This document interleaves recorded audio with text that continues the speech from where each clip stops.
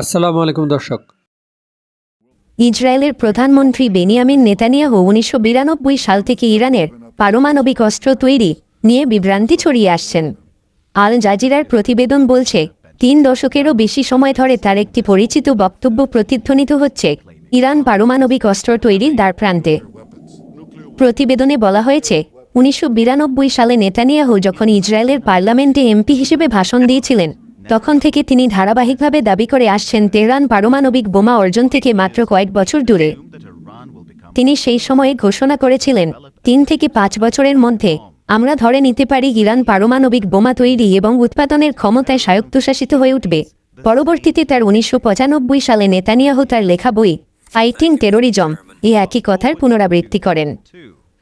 নেতানিয়াহুর এই অনুভূতি বারবার যুক্তরাষ্ট্রের কর্মকর্তাদের সঙ্গে তার যোগাযোগকে আরও ঘনিষ্ঠ করে তুলেছে।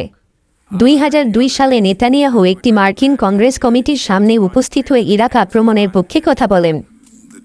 সে সময় তিনি পরামর্শ দেন ইরাক ও ইরান উভয়ই পারমাণবিক অস্ত্র অর্জনের জন্য দৌড়ঝাঁপ করছে। এর পরপরই যুক্তরাষ্ট্রের নেতৃত্বে ইরাকে আক্রমণ শুরু হয়, কিন্তু পরবর্তীতে কোনো গণবিধ্বংসী অস্ত্রের চিহ্ন পর্যন্ত পাওয়া যায়নি। ২০০৯ সালে উইকিলিক্স এর প্রকাশিত মার্কিন পররাষ্ট্র দপ্তরের একটি তারবার্তায় প্রকাশ করা হয়েছিল নেতানিয়াহু কংগ্রেসের সদস্যদের বলছেন যে ইরান পারমাণবিক সক্ষমতা থেকে মাত্র ১ বা ২ বছর দূরে। এর ৩ বছর পর জাতিসংঘের সাধারণ অধিবেশনে নেতানিয়াহু একটি বোমার কার্টুন দেখিয়ে একই দাবি তুলে ধরেন। তিনি বলেন ইরান পারমাণবিক সীমার আগের চেয়ে অনেক কাছাকাছি। পরবর্তী বসন্তের মধ্যে, সর্বাধিক পরবর্তী গ্রীষ্মের মধ্যে তারা মাঝারি সমৃদ্ধকরণ শেষ করে চূড়ান্ত পর্যায়ে চলে যাবে।